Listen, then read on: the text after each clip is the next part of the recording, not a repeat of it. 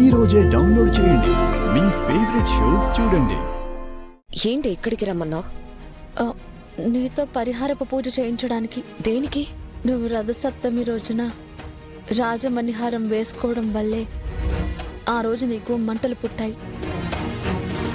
మొన్న నీకు ప్రాణం పోయే పరిస్థితి వచ్చింది. సార్, ఇప్పుడు ఎలా? నేను చచ్చిపోయేలా ఉన్నాను. నా వల్ల అవ్వడం లేదు. నిజమా? నీకు అబద్ధం చెప్పాల్సిన దిక్కుమాలిన స్థితిలో నేను లేను. నీకింకా మెడ మీద ఆ మచ్చ తగ్గకపోవడానికి కారణం కూడా అదే. నువ్వు ఈ పూజ చేయకపోతే నీ మెడతో మొదలైంది నీ ఒళ్ళంతా పాకుతుంది. అందవిహీనంగా తయారవుతావు.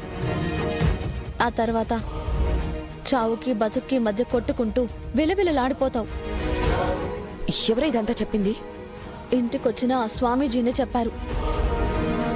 నీ మెళ్ళో వేసుకున్నావు కాబట్టే మణిహారం అపవిత్రమైపోయింది.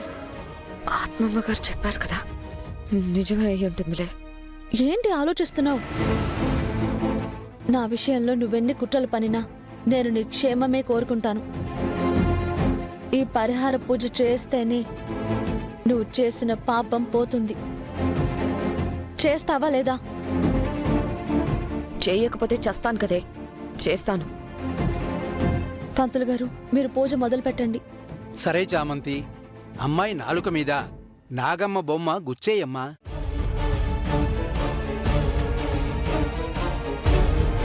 అలాగే పంతులు గారు.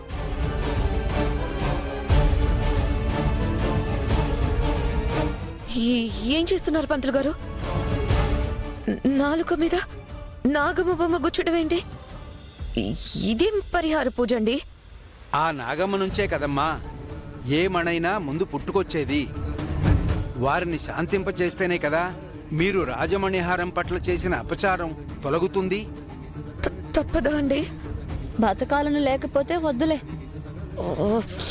గుచ్చవే గుచ్చు.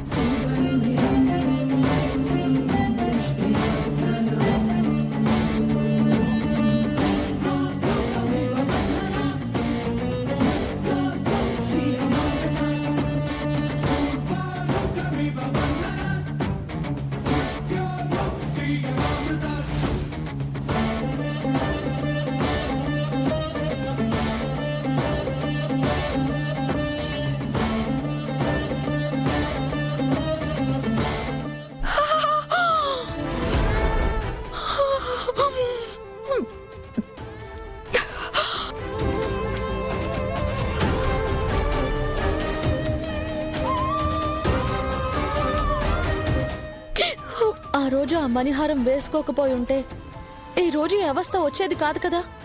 భరించు. ఇంకెప్పుడు ఆ సాహసం చేయకు.